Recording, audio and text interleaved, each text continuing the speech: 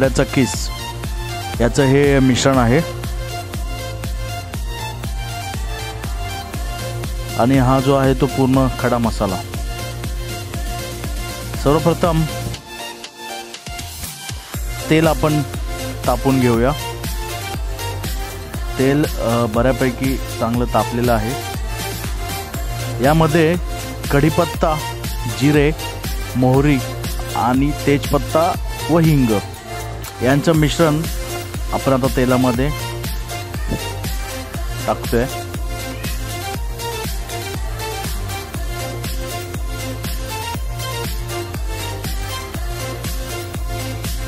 तेलामध्ये हे पूर्णपणे एकजीव झालेला आहे।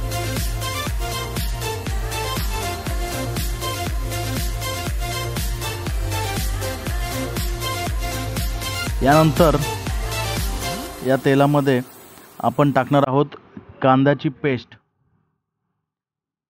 साधारण 500 ते 600 माणसं ही आमटी खाऊ शकतात, एवढं मोठ्या प्रमाणात ही आमटी बनवण्यात येणार आहे।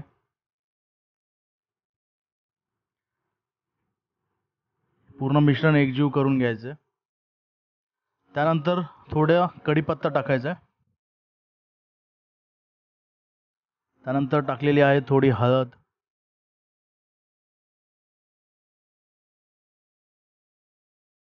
हे पूर्ण एकजीव करून घेण्याचं काम खूप महत्त्वाचं आहे।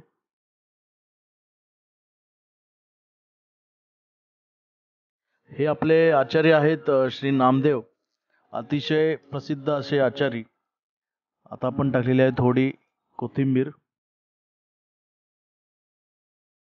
परत हे मिश्रण पूर्ण एकजीव करून घ्यायचं।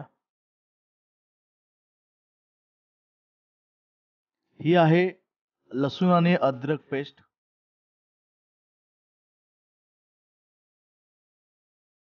त्यानंतर आपण टाकणार आहोत मिरची पेस्ट।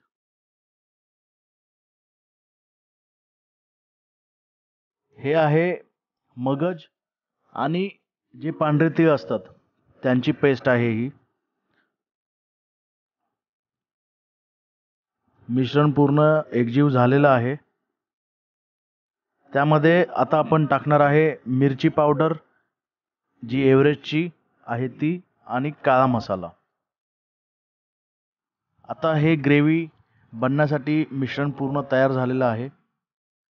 आणि अशीच अतिशय सुप्रसिद्ध असे आपले आचारी, जवळपासच्या 10 गावांमध्ये काही कार्यक्रम असेल तर त्यांनाच ऑर्डर असते, असे प्रसिद्ध असे श्री नामदेव आचारी।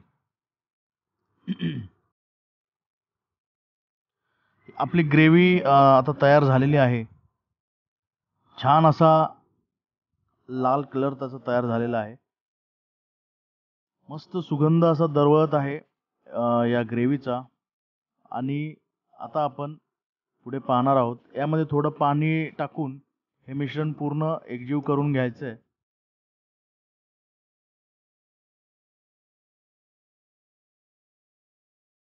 पाहू शकता छान अशी ग्रेव्ही तयार झालेली आहे।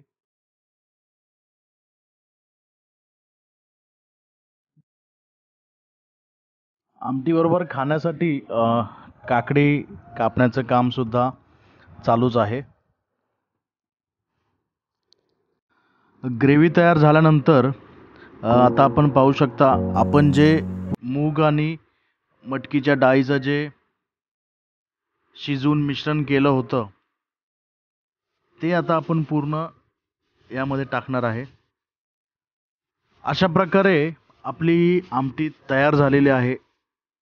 अतिशय सुंदर आणि स्वादिष्ट अशी आमटी, एखाद्या 5 स्टार हॉटेललाही लाजवेल असा हा आमटी प्रसादाचा सोहळा। आणि तुम्ही पाहू शकता सर्व ग्रामस्थांची लगबग, मग ते खाण्यासाठी असो की वाढण्यासाठी। मस्त छान असं झाडाखाली मंदिराच्या आवारात हा जो खाण्याचा जो आनंद आहे तो एक 5 स्टार हॉटेलमध्ये सुद्धा तुम्हाला मिळणार नाही, असा हा अद्भुत सोहळा आणि आपला हा आजचा आमटीचा महाप्रसादाचा जो व्हिडिओ आहे तुम्हाला जर आवडला असेल तर तुम्ही नक्की शेअर करा आणि तुम्ही घरीही नक्की ट्राय करा बनवून पाहण्याचा. मधले चिंचोली सरपंच, ग्रामस्थ मंडळी आणि तरुण मंडळींचं आणि खास करून या आमटी प्रसादाचं ज्यांनी नियोजन केलं होतं बॉम्बे फ्रेंड्स ग्रुप यांचं मी आभार मानतो. धन्यवाद.